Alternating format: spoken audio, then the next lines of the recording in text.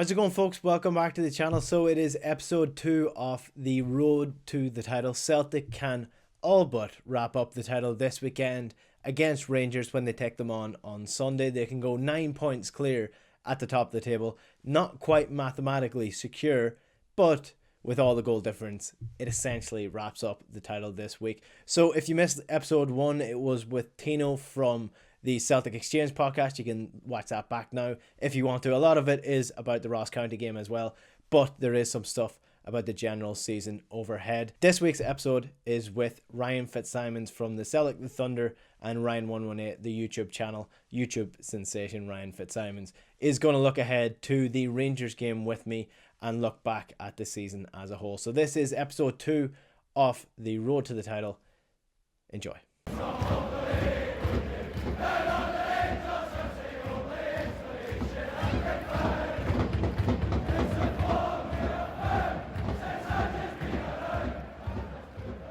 Ryan Fitzsimons, Ryan118, how are you getting on? Good to have you.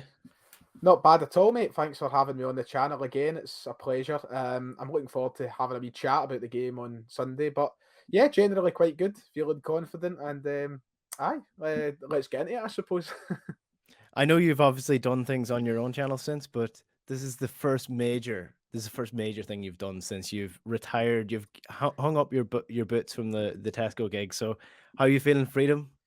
That's it, mate. The retail is gone. It's full time on this now. Full time talking. You know, it's been a long time coming. I'm looking forward to it. It's a good challenge, and you're right. This is pretty much the first thing I've done since I've stopped. So from one job into another, I'm looking forward to doing this. So it was nice you bring that up. Thanks very much, Enda. Well, I can't afford the wages Tesco had you on, but I'll do my best.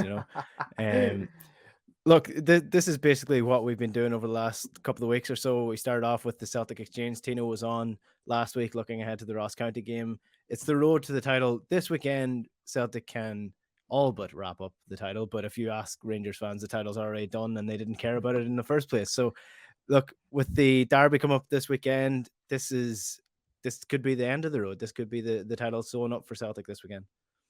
Yeah, and hopefully so. I would like to see us get over the line and win, obviously, for so many different reasons. You know, one of them being just to have it all wrapped up and to kind of take the nerves that could come out of the equation, but also because, you know, you win that game on Sunday, you picture the atmosphere at Celtic Park. It would be incredible. So I'm going to be there, of course. I'll be there as part of my season ticket. I want to be part of that party. I want to drink in every moment of it. And you've kind of touched on it already. And I was saying, you know, the title they never really cared about. You know, they can say that as much as they like. We know for a fact it's not true. And to rub it in a little bit more on Sunday would be very nice. So, yeah, I'm confident heading into it. But you're right. It's important that we try and get it wrapped up on Sunday. I think that would be the best for the club and for the fans as well. Yeah, I know you do your videos near the end of the season where you look back at early season predictors and things that you said. And I can't imagine you even pictured Celtic would be in this position where with 4 games left in the season to finish off with a derby that Celtic could essentially wrap up the title, 3 games to go, having been where they were last year. Oh, absolutely. And I'm not looking forward to going back and looking at what I say. Well, it's kind of bittersweet because obviously there's that part of it. It's going, oh, the manager and the team has proven me wrong. But the other part is like, well, I wasn't so confident and maybe I should have been more confident. But it's been a really long season and we've worked hard to be where we are. So, you know, I'm nothing but proud of the team. And, you know, when I look back at the end of the season on it, you know, there'll be a lot of things that I probably said that I'll be laughing at myself for. But you know, we were right to be kind of skeptical heading in. We never really knew what to expect. I mean, the last time we spoke and the last time we done a video, you know, we were in a completely different situation. I don't think anybody would have imagined it would be here now. So, yeah, there was a point in the season as well, you know, even come the winter break, there was a lot of talk of maybe a helicopter Sunday, but the fact that, as you've said, 3 games to go, we could get it wrapped up. It's all a bit of a fairy tale, but I wouldn't change anything about this season thus far. You know, well, maybe a treble would have been nice, but in terms of the league campaign, you know, it's been fantastic to watch, and I'm just delighted with the point that we're at now. Yeah, last year when we spoke, we were tired for a different reason. We were just tired of everything that was going on. I think it might have been can't remember what date it was, but it was soon after, not too long after the Dubai situation. Celtic were in a mess. This year we're tired for a completely different reason. I don't know about you, but this season it's just been insanely long. You kind of mentioned it there, like the amount of things that have happened this year, this season alone. You kind of have to pinch yourself and almost write down the dates to make sure that they definitely did happen this season and not last year and not over the last couple of years. Like the signings coming in, the results, the stories about Ange Postecoglou, all these things happened in the last 7 months. Yeah, like the last, I feel like this season is so weird to look at it because one part of me feels like it's flew in. Like it feels like only yesterday we were sitting there and we were going, "Oh, Ange Postecoglou's come to Celtic," and it feels like only yesterday West Ham beat us 6-2 at Celtic Park. But then it feels like in that same amount of time, I've lived about 10 lifetimes. I think about Ralston's last minute winner at Ross County. I think about Giacomakis scoring a last minute winner against Dundee. All of that feels like it took years off my life. So you're right. The last we've not even had a full 12 months since Ange actually arrived at the club yet. But in that amount of time, it's crazy. I just, it's what Celtic does to you, I suppose. It just keeps you on your toes and you don't know what's coming around the corner and how quick it's going to happen. Yeah, big time. So, I mean, the things that we've been doing in this sort of piece that we're doing, the road to the title, we're calling it. I've been looking back at the season at the moments, the big moments that we love to look back on over the course of the season, and picking our player of the years as well. So, I mean, the actual PFA player of the season nominations are out, and Cal McGregor's up for it, Tom Rogic is up for it as well. Cameron Carter-Vickers probably hard done by not to be in contention for that as well. Do you have a player of the season? I know that you're a big Barcast man, but I'm not letting you pick Barcast for this. One performance in the league this season, it was pretty good. I know he conceded a goal, but maybe he's up there for a conversation. I don't know. Listen, you touched on the guy there that I feel pretty. I think he should be hard done. He should feel hard done by Cameron Carter-Vickers. I thought he would have been the name that would have been up there. Tom Rogic deserves it, but I'm actually surprised that he's managed to get in ahead of Cameron Carter-Vickers. That was one thing that really baffled me. But all three of the Celtic players that we've mentioned there have had fantastic seasons, and they all deserve recognition for what they've done in their own right. But for me, it was Cameron Carter-Vickers is who I voted for personally in the Celtic Player of the Year award stuff.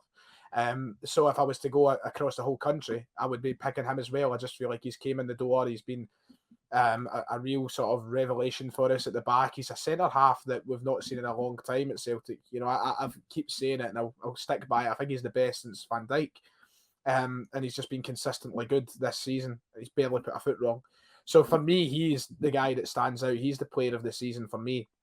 And he's someone who I feel like should have been on that list, but it's not me to decide, sadly. Callum McGregor and Tom Rogic have had two fantastic seasons too. McGregor has just been magnificent. But I don't know. For me, Vickers has just been absolutely brilliant.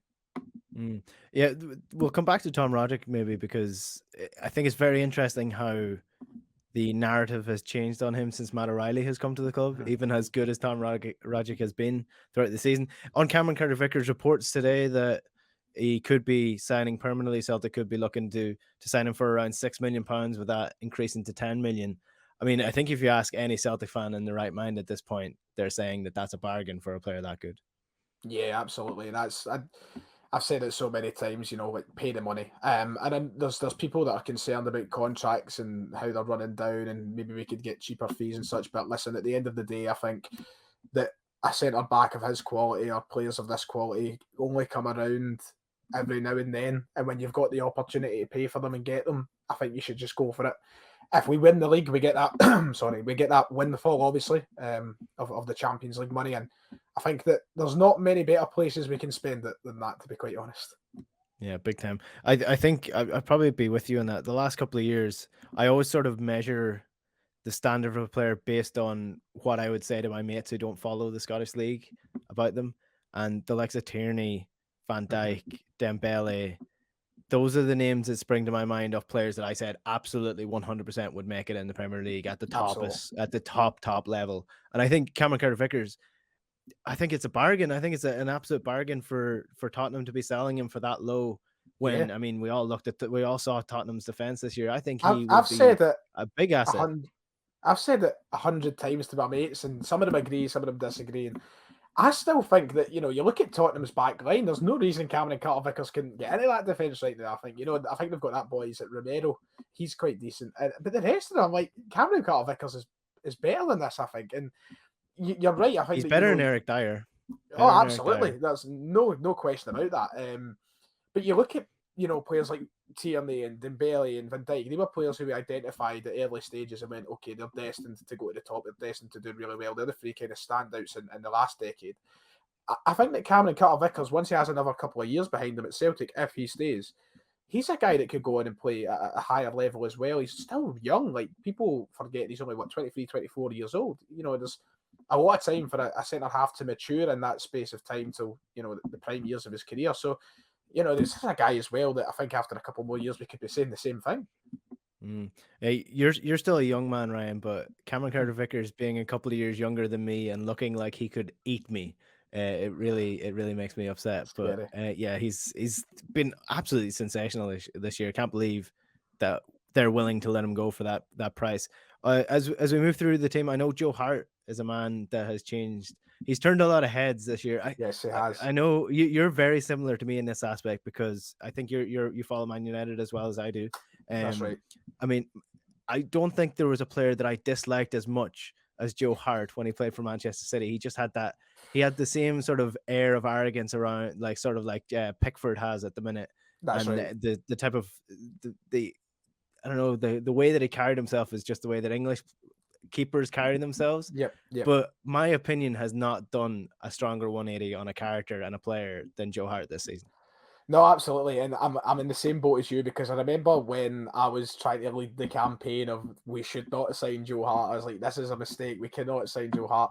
I remember all my mates turning out to me and saying the only reason you don't want Joe Hart to sign is because he played for Manchester City, because of this, that, next thing. Kind of echoing the same sentiment that you brought up there. And I was like, no, genuinely, that's not the reason. It might have been a part of the reason. It might have just slightly been in the back of my head, but genuinely, I just thought his career was at a point where he wasn't going to be good enough for Celtic.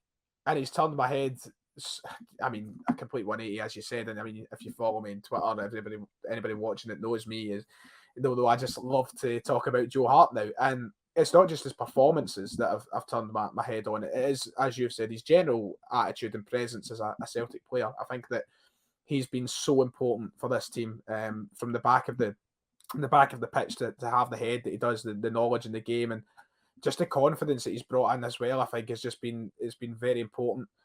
And I can't imagine how important he must be in the training ground. He must be so influential. A lot of these guys getting to work with a former Premier League winner, a Golden Glove winner. It's a guy's played in the highest level, and they'll get the chance to work with him. And it seems like everybody loves him as well. So you're right. I think that, when back then I might have thought the same things as you, but I think he's someone else. I use the same word here. I think he's matured as a guy as well, and matured as a player, and we're really seeing some of the best footballing, some of the best football in his career over the past sort of 5-6 years, really. Yeah, and I mean, not that it matters, but when we all found out that he was a signing from Ange and not from Dermot Desmond or whoever it is running things in the background, I think that sort of put people at ease a little bit.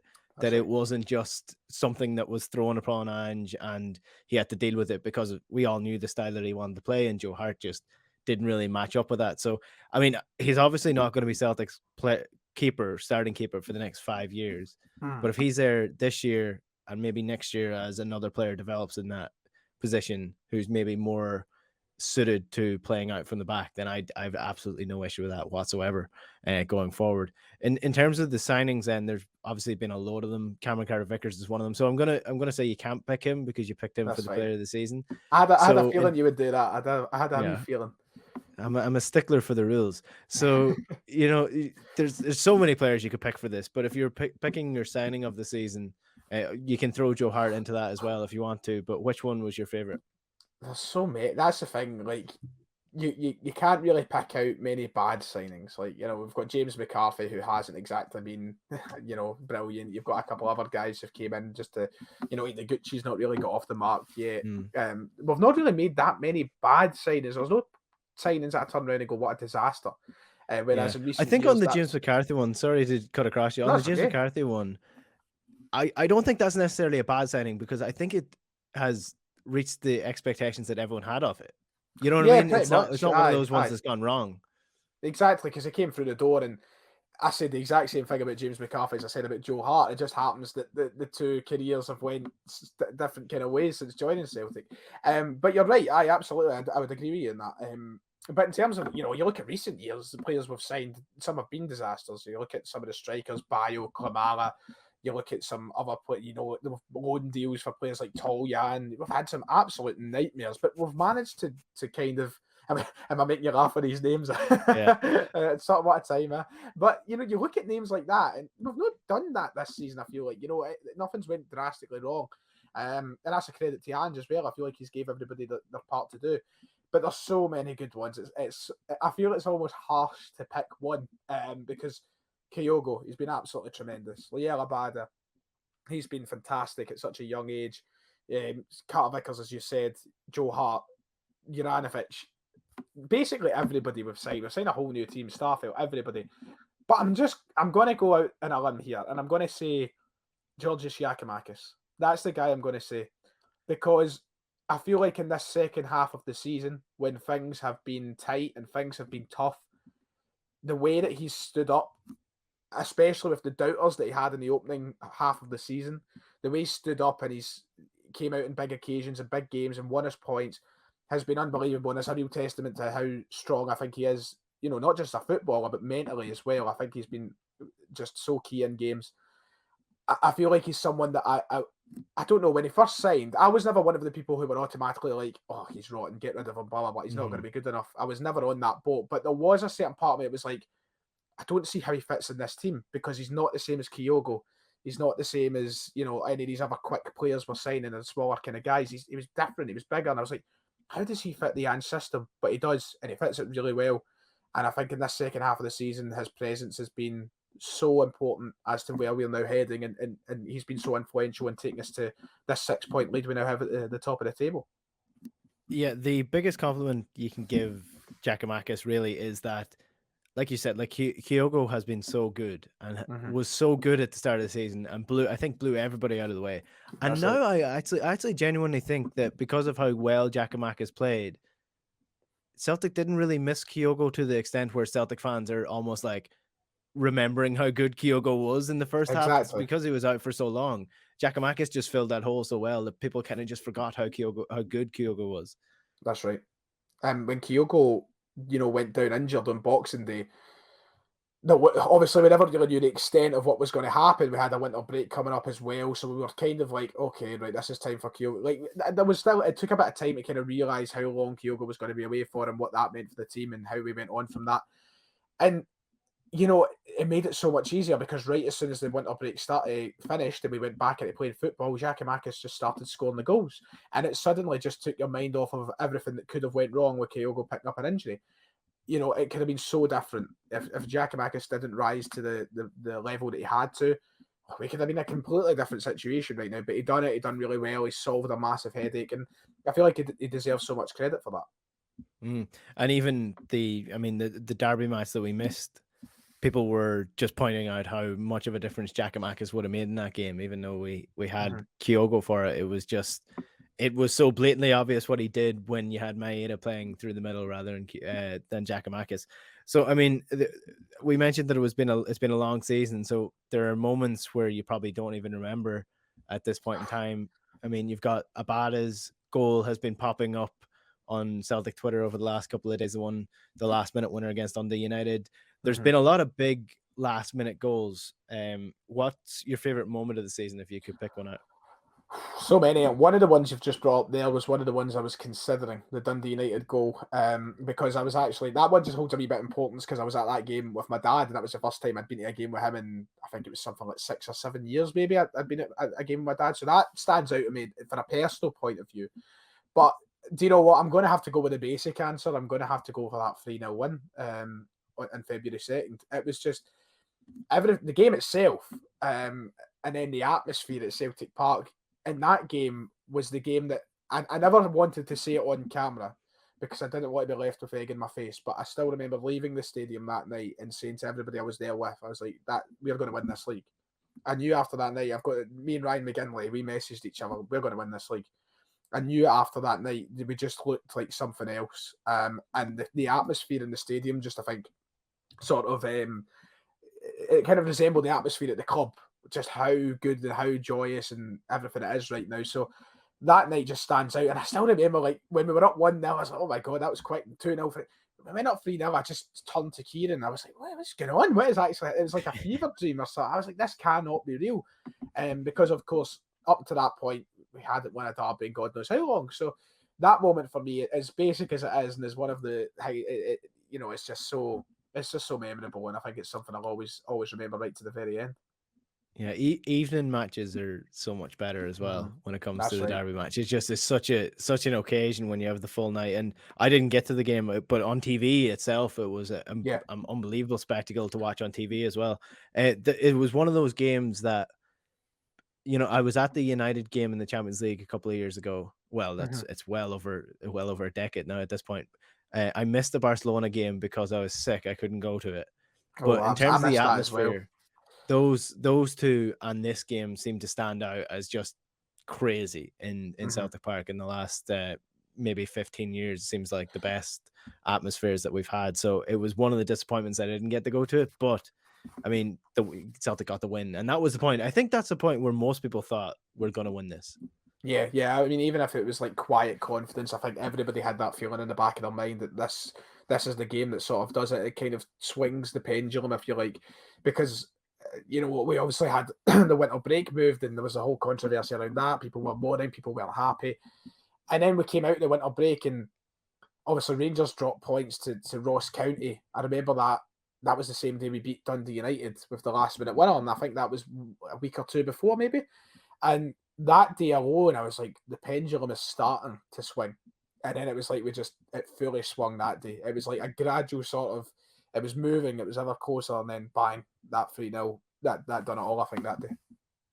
Yeah, big time. So we have a derby coming up this weekend again. If Celtic win, they go 9 points clear. Not quite mathematically enough to get over the line completely, but with the goal difference of almost like 20 goals at this point, it all but seals the deal for Celtic. The last derby game left a bit of a sour taste, I think. I don't know. It was just disappointment all around by the nature of the performance, the lack of bite in the Celtic team, and almost probably the lack of a plan B, which has been always it's been the thing that's been thrown at Celtic all year. I don't necessarily think it's been the same. It was when in early stages of the season where Celtic couldn't break down a low block. I think it was just that Rangers actually genuinely, to give them enough credit, did what they needed to do to stop Celtic playing through the midfield, and that was enough to stop them. Yeah, I think the thing that made it more disappointing and more sort of annoying for fans, like, because I agree with you and what you're saying, but I think the thing that mostly played in the mind of Celtic fans was the fact that Rangers played in extra time, 3-4 days prior, and I think that was more annoying, knowing that they looked the kind of fresher side going into extra time when that shouldn't have been the case.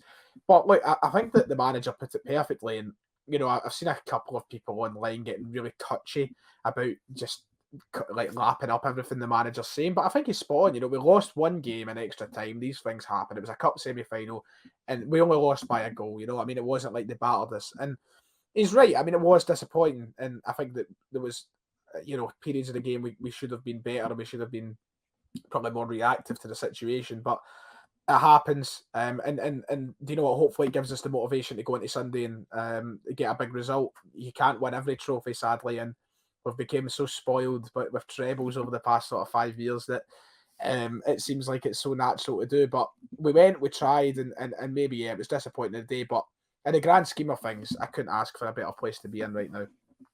Yeah, but I mean, it was just it was the fact that Celtic looked like the team that were playing in Europe a couple of days before. It just was a tired performance. It looked like they had been dogged in training or something in the build up to the game. But this week, I mean, it's a completely different prospect. It's not a semi-final. It's at Parkhead. It's a game where Celtic know that if they win, that's essentially it.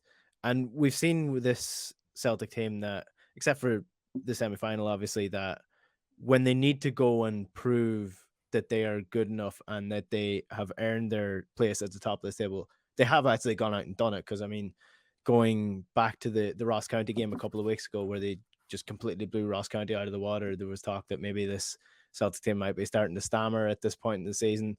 Now, again, last week when there was talk about Celtic coming under pressure for the last final game and how maybe Ange's teams fall apart in the last 5 games of the season, they were exceptional last week again. So I'm expecting Celtic to come out and put on a show, I think. Yeah, absolutely. And I think that's, once again, as I said at the end of the last wee bit, I said, I think that last game can be used as real motivation for that. And, the occasion's there, and I think that'll be drilled into the team. This is a chance to basically win the title against your opponents. I know it's not mathematically possible, but you're looking at a situation which is pretty much that. We can go and win a league title against our arch rivals. I remember, was it 2017 or 2018? We done that. We beat them 5-0. I think it was 2018. We beat them 5-0 at Celtic Park, and the atmosphere was just fantastic. It was brilliant. And that day, we went out, and obviously it was a very different Rangers side. It was a much weaker Rangers side than what they have now, but we just blew them out the water. 4 goals in like the first half. We still won about 10-0 that day. The last time we played them at Celtic Park in February, we could have had more goals that day as well. So I think you're right. I think that we go out there on Sunday, and I think it's just a case of playing our game, doing what we've done best all season, and getting the best out of Ange ball, scoring as many as we like, and just being cautious while we do so. It's been the debate over the last couple of weeks. Rogic got the nod in the last derby. A lot of people calling for Matt O'Reilly in this one. What camp are you in at this point for this debate for this weekend specifically? It's so difficult because I think both of them are brilliant players. And then in the last derby, Rogic was brilliant. He got that goal, of course, at Ibrox. The last league derby, I should say. It was brilliant. He got that goal, and maybe in the last derby in the cup, it wasn't as good, and that's why people are wanting O'Reilly in now.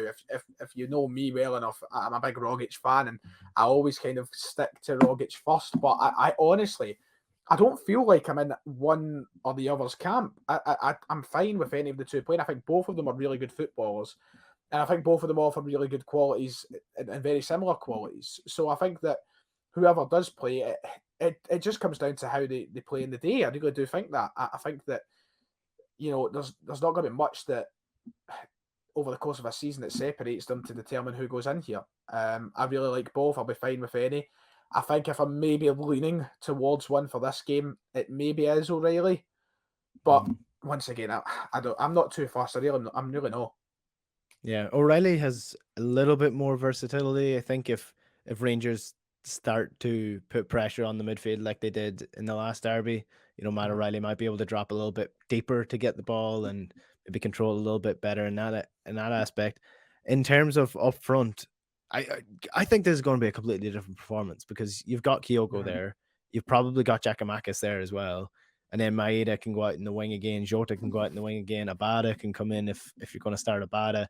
Like, you've got a lot more options there. Interestingly, on Seltzer here on their Instagram, they did a poll with a couple of thousand votes, and their fans voted for Giakoumakis over Kyogo this weekend. So what do you reckon up front? I think to start the game, it's difficult because I think it'll be interesting to hear the manager's comments on Friday. I'd imagine he'll speak and we'll get to hear what he's saying in terms of fitness and who's ready to go and how many minutes players are going to have.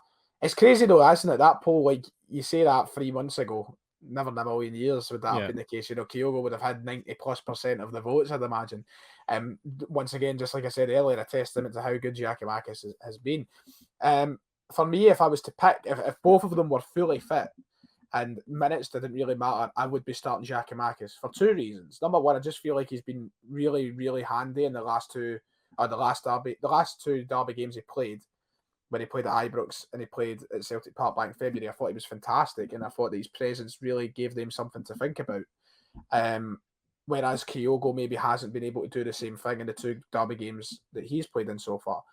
But the other reason is because I think Kyogo could be a weapon from the bench. I think he could be really useful for when legs are tiring. We then bring on that pace, maybe the pace that you've lost, and Giakoumakis come later on in the game. So if they were both fully fit, I'd be in the Giakoumakis camp for this one. Yeah, I think he just adds more, sort of like the Matt O'Reilly thing. I just think he has a little bit more physicality to him and can come short, can hold up the ball a little bit more, whereas Kyogo is very much getting behind.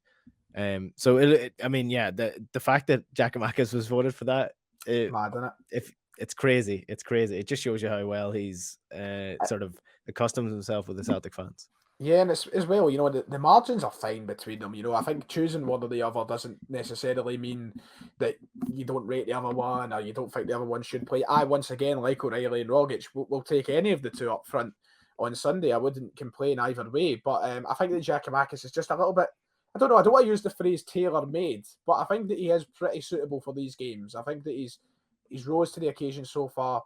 And, when you've got defenders who are constantly trying to get close to you and they're trying to maybe get a kick out of you or whatever, I think Giakoumakis is just more handy for that. So maybe it is tailor-made for the games. I don't know. But once again, I think the margins are so fine. I don't think that there's a significant need for one of the two to start over the other.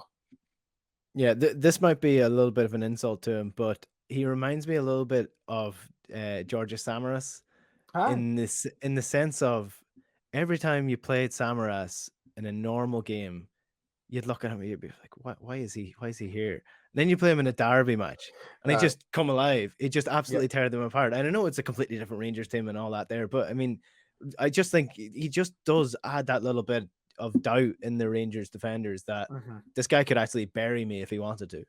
Yeah, they don't really know what's coming, do they? Don't get me wrong, Samaras is one of my favourite Celtic players of all time. I absolutely adore Georgios Samaras. So from one to another, it's fantastic that we've got someone who can maybe cause the same sort of problems. But you're right, I agree with you in that. I've never really considered that before, so that's quite a keen observation there, and I like that. Oh, thank you. So what else did I have to ask you there? I had it in my head. No, the squad depth. So, like, I mean, I think you mentioned it there. The Celtic fan base is obviously quite hostile online at the best of times when it comes to YouTubers and anybody who gives their opinion on anything. But the squad depth is a good point because Celtic have so much to still continue this rebuild, to still improve, but you still also have these players where you've got positions where you've got like 2 to 3 starters that could go, just drop into the team at any point in time. So in going forward now into the summer, I know there's a couple of names already being linked with Celtic now on Twitter and the likes, but where do you think Celtic need to improve on the most?